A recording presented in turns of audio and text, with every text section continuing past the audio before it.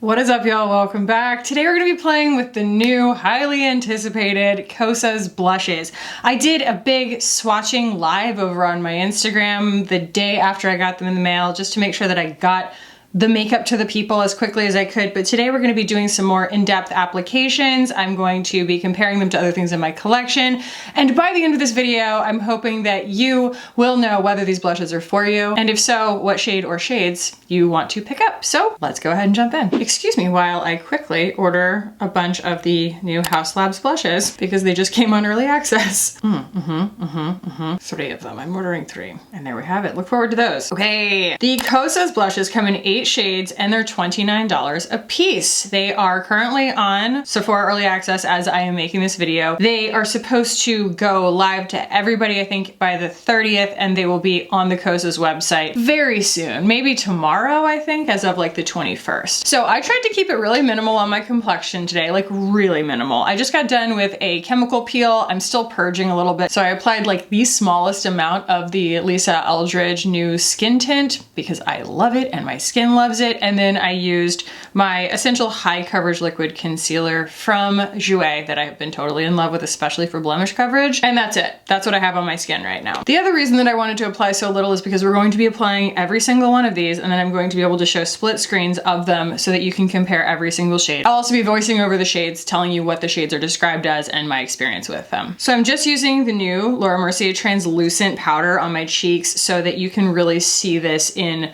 the most realistic color sense possible, because this is almost completely translucent on me. So there's that. So I'm gonna go in the order that they have them listed on the website. I think that's going to be the easiest way for me to kind of keep track. We're going to start with Butterflies. Butterflies, this is described as a cool baby pink. So I'm doing a sheer application on one cheek and a much more built up application on the other cheek so that you can see the trueness of the pigment, but also what it would look like if you wore it in a more realistic manner. My experience with this shade is that it's not giving a ton of shimmer payoff. They do vary in terms of their saturation value, which I think is really good. And also the like luminosity of the formula. I would not say that any of them has glitter in it. It is not comparable to a highlighter. These are really beautiful baked blushes. This is just adding to kind of the blur quality of it, but they are a little different. And I don't know if it's necessarily intentional. I feel like it might be because of the way that they are marbled. Some of them just end up a little more marbled than others, but I could be wrong. So I'm going to actually swatch it against all of the sort of neon pink lilac kind of shades in my collection for y'all real quick. So here we have Butterflies. Here is the Givenchy in Mousseline. This is the new Dior in Pink Lilac. And this is the older Dior 001 Pink. That's just the one that I have on hand, but we're all very familiar with that color profile. A lot of brands try to dupe it all the time. Now, something to note is that the Dior blushes do have a little tiny bit of the pH color adjusting ingredient in them, and so they are going to appear a little bit pinker once they get on the skin. But as you can see, actually, I would say that the lilac one, the new one, is the most comparable shade-wise to Butterflies from KOSAS. Butterflies is more pigmented, and I do feel like they behave really similarly. So if you are an olive undertoned person and you like those blushes that go a little bit purple so you can get to pink kind of thing, this is a really, really great candidate for that. And it's what, like $11 less expensive than the Dior? Fantastic. Okay, next on the website is Blissed. It is described as a warm peachy pink. Spoiler, I tried this already off camera and I'm really in love with it. That will surprise absolutely no one. I had to stop myself at some point swatch-wise because y'all know if it's a peachy pink coral kind of color, I own so many of them. We could be here all day. So I did choose the ones that I felt like were the most comparable in terms of shade, or I thought they might be, and also formula. So there we have Blissed. Here is Pomelo Peach from Haus Labs, which I expected to be pinker or as pink as this, and you can see it's still more coral. Here's the Givenchy in Coral, the Prism Libre, and I think that that one is maybe the most comparable. Then we have Mai Tai right here. That's from RMS, one of my favorite kind of coral shifting blushes. Completely different. Then we have Milani Luminoso right there, and you can see it's still more coral. Like all of the ones that I thought would be intuitive are still more coral than this one, but I do think that it's like the peachiest one basically before you get into like full on orange. And then this right here is actually a coral out of the Hourglass Leopard palette right here. And I think that that is the question that I got the most coming out of my Instagram live was how does it compare to the baked blushes from Hourglass? So I would say that they're really different. The Hourglass is just so much more finely milled and it's so much more effortless on the skin, but obviously it's more expensive as well. I would not call it a dupe by any means. I feel like they're just going for different things. This is going to be less pigment, more blurring, but it's also, as it builds, probably going to give you more sheen, but also more blur.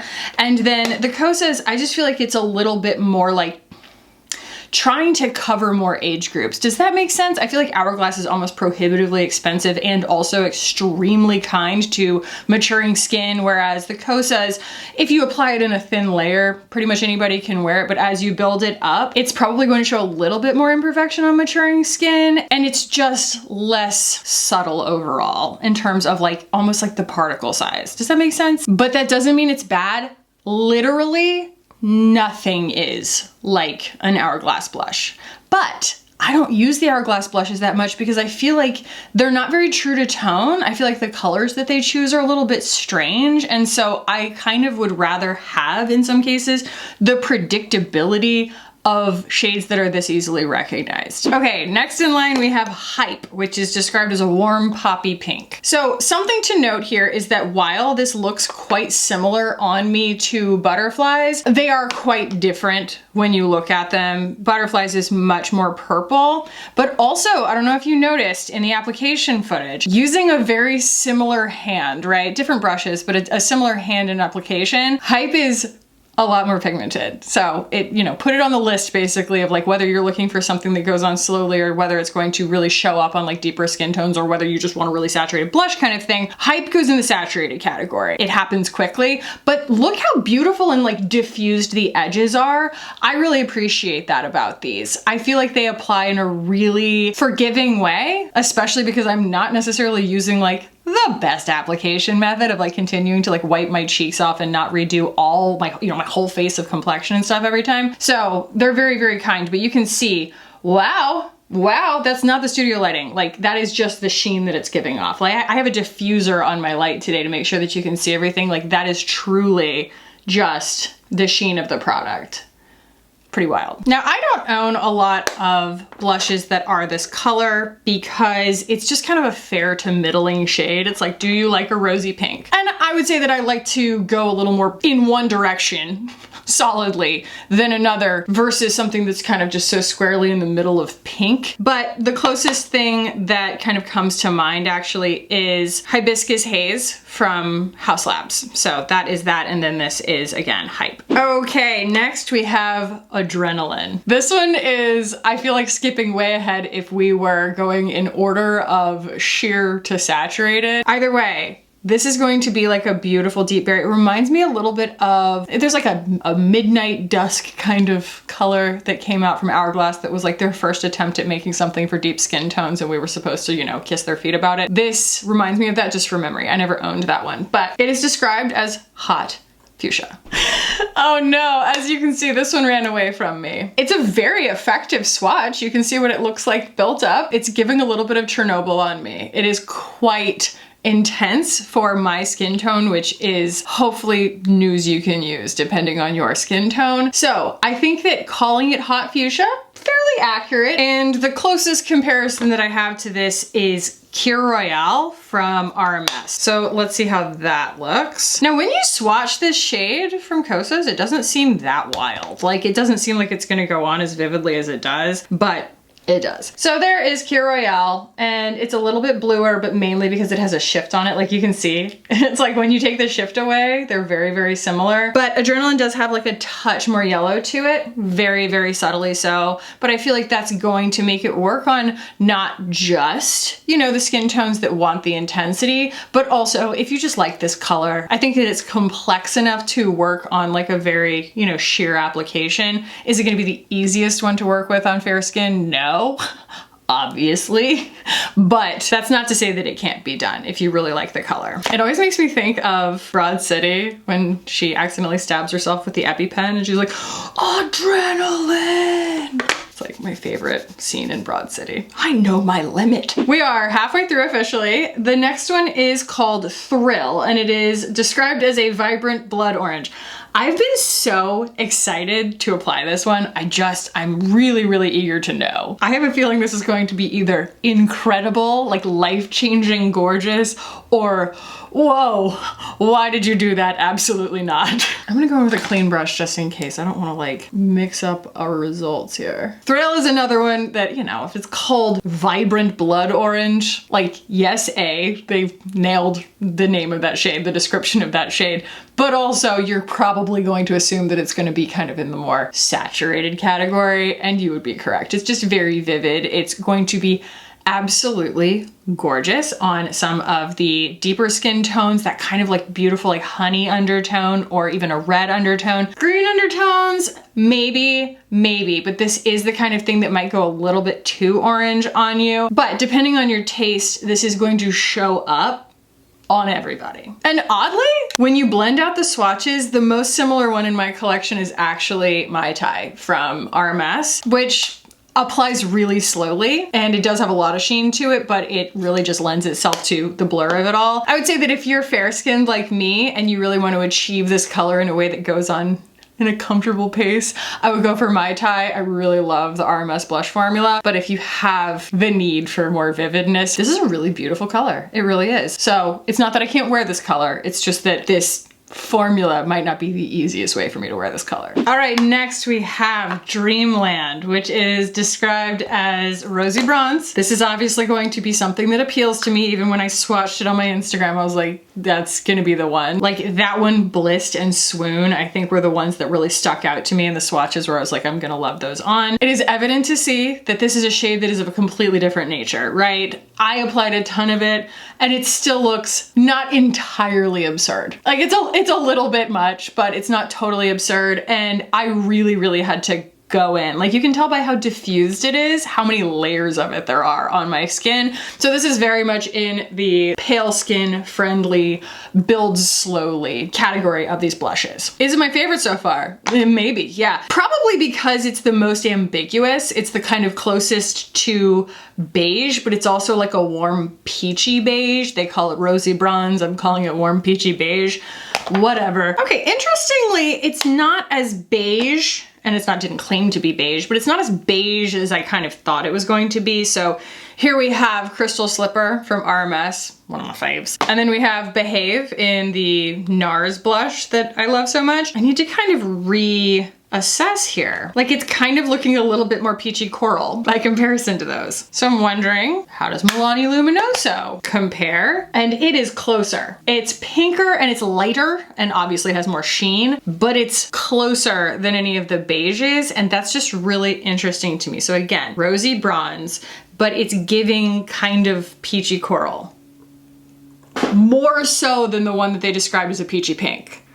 So very interesting. This is why we play the game. Okay, I think we have 2 more to go. Next is Swoon. So, like I said, this was one that really stuck out in the swatches as something that I think I'm going to love. It's described as a pinky brown mauve. Like, sign me up. Please ignore my hairline. It's got so much makeup caught in it right now. Ugh. So this one, again, falls very firmly in the build slowly, fair skin friendly formula type of the two. And my goodness, is that flattering. In fact, this is another one that I've already tried off camera. I couldn't remember until I put it on, but the reason I remember is because it is so similar to my lip color. It makes it so flattering. Even if I wanted to apply another shade on top of it as a pop, like this is such a native color to my skin and I love it. So if we're skin twins, then I highly recommend Swoon. All right, and our last and final friend here is Euphoria, which is described as a cool pinky mauve. As you can see, this one is similar kind of in vibe, I wanna say, to Swoon, but as it's going on, you can very much see that it is purpler. Like it is really going mauve. And in case you can't tell, Euphoria is also distinctly in the slow building end of this collection, even more so maybe than I want, in the sense that like as it builds, it almost gets a little bit ashy on me. So as you could see before I kind of like, you know, swirled it all together, there's a lot of lavender pigment in here. This is for the very pale folks, and honestly, the very pale olives. I would say Euphoria is your shade. It's going to be like, I mean, so desaturated. Look, it's almost too light for me. It almost goes kind of gray on my skin. So that is definitely news you can use, and I'm glad that they went that far with it. I'm gonna swatch this against a handful of my favorite like desaturated lavender kind of colors. I don't know what I did with the Chanel Mauve from last fall. You can't get any more anyway, so it's not that big of a deal. But I think that the main one that people would probably skewer me and like find me in my home for not swatching against this is Flirtatious. And you will be very surprised to know that Flirtatious from Pat McGrath is way beiger and honestly, peacher. This will even go a little bit too orange on a very pale olive. And I would say that you are in much better territory with this. And then I also have Divine Rose. Yeah, but it's sheerer and it goes on more slowly. I really feel like this is a sleeper hit for a very niche kind of skin tone that isn't catered to that often. Like go to like the olive skin subreddit, y'all need to be talking about Euphoria. And then the only other one that I have is Dolce Vita. That's Dolce Vita in the NARS Powder Blush, and it's gonna still be a little bit more red. It doesn't have quite as much like blue to it as this does. I swear, like you can tell. Especially with the sheen that's on it, but it's the amount of true like lavender pigment that's in there that's making it show up like that on my skin. And it's interesting because I would have thought I'd have been able to comfortably wear Euphoria, but truth be told, Swoon gives me the same effect as Euphoria, but for my skin tone. So I'm gonna swatch the kind of low saturation ones against the high saturation ones, and we'll just do a little quick review and then I'll give you my final thoughts. And I need to do something with my face. All right, it's hard to avoid some degree of pink face when you've done that much applying and wiping back off, but I wanted to take the time to apply a little bit of bronzer. I went in with the new Makeup by Mario ones. We'll be doing an in-depth review of this really soon. I'm gonna be comparing them with the new Say ones and with the Glossier ones. I think that that's going to be the most valuable comparison.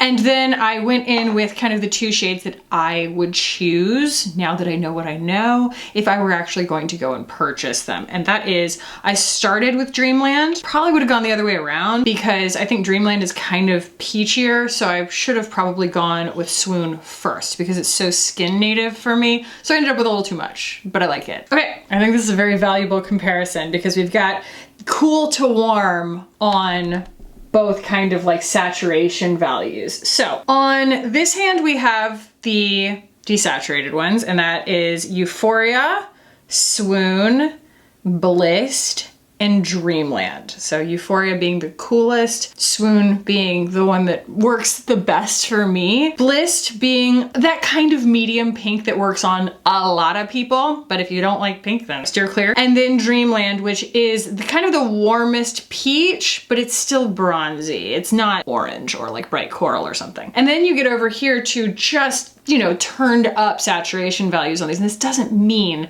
that deep skin tones can't wear these, although I would not recommend that one. I would not recommend Euphoria on a deep skin tone because it went like ashy on me. And it also doesn't mean that fair skin tones can't wear these, but it's gonna be easier for people who have less saturation to their skin to wear the less saturated ones and vice versa. So anyway, Butterflies, obviously that's giving neon, cool, purple undertone, lilac, right?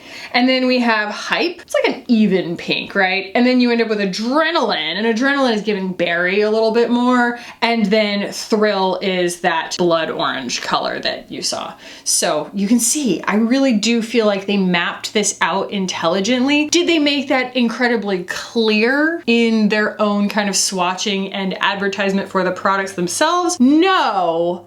But that's why we play the game. That's why I have a channel. You know what I mean? Is to be able to break those kinds of things down for you. And I think that when I look at it like this, it really makes a lot of sense. Hopefully this is helpful. Let me give you my kind of final thoughts. If there are cons to this release, I would say that they are just that, like, due to the marbled effect, I think that the more saturated ones over here do end up with less shimmer overall, but they still have a little bit. But that's because there's going to be more kind of like pigment mixed in with the less pigmented ones, like more marbled towards the vividness. And then the less saturated ones, they're going to have less of the, let me show you, I think Swoon is the one where you can really see it. It just has less of the kind of deep pigment mixed in with this beige, almost highlighter-y color.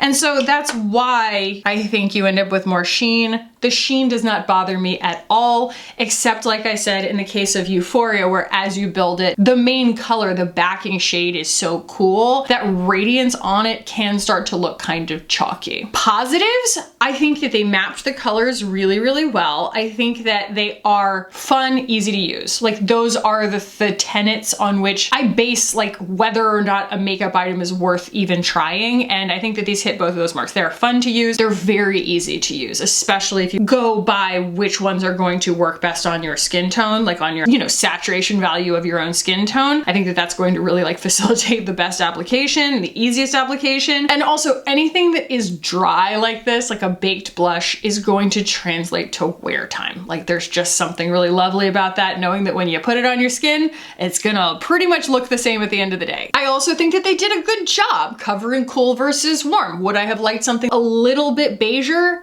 Yeah, I would have liked something that was like true beige. That would have been fantastic because they did have, what was it called? Oh, in the old formula, they had this incredible nude blush. I can't remember what it was called. If y'all remember, please remind me. I know someone remembers that blush, but it was like almost like golden beige and it was a cream, but it was such a unique shade. The fruit colors, right? We hit all the marks on the fruit colors. We just didn't really go into like the weird muckiness, but like that's why there's a whole world of blush out there. And I highly recommend if you're looking for some mucky, strange colors, the good strange, go look at the NARS blushes. The reformulation is beautiful. And I just feel like they've breathed new life into that collection. My personal opinion, it's kind of like a binary of like, do you need this? These are not the most remarkable formulas in the world. Like we always have to kind of like come at it with a level head of, is this something that's so groundbreaking that it's gonna change my blush game? Or is it like, I should choose this formula over another formula if they're like the exact same color, right? If like you're in the market for a blush that's this color, is this the formula to choose kind of thing? And I would say like, yes to the second question. Like if you are like, oh wow, those are beautiful colors, but I need to know if Kackie likes the formula, bear in mind the difference between the applications of the intensities. But the larger answer is yes. I think that they're lovely and I recommend them, especially because you know I love their setting powder. And this does behave very intuitively like that. Like it gives the same blur on the skin and it applies in a really diffused manner. And I just think that they are very beginner friendly, but also very effective. Are they the greatest blush that I've ever used? Like they're not gonna completely change your blush game to the point that if you have something that is this color already that you like, that you need to run out by the KOSAS version of it. I think that that's like a very important distinction to make. Like if you have an hourglass blush that you like, you don't need to go and buy the KOSAS version of it. But for the price, for the quality, for the shades, all of that into consideration, yeah, it gets my stamp of approval. And I'm happy because it feels like a KOSAS release. And we've been waiting on this release for like 2 years. And this is pretty much exactly what I had in mind. That makes me really happy because when there's that much buildup for the release of a product, we could really be disappointed. And this doesn't disappoint me. I like it. And I hope that they do a shade expansion, not for inclusivity purposes, because I feel like the inclusion is there. I just would like to see more. I would just like to see like, you know, some weirder colors in there. But this is a really, really great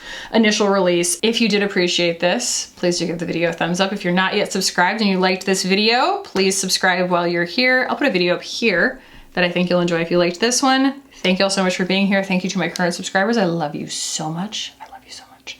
And I will hopefully see y'all in the next one. Bye.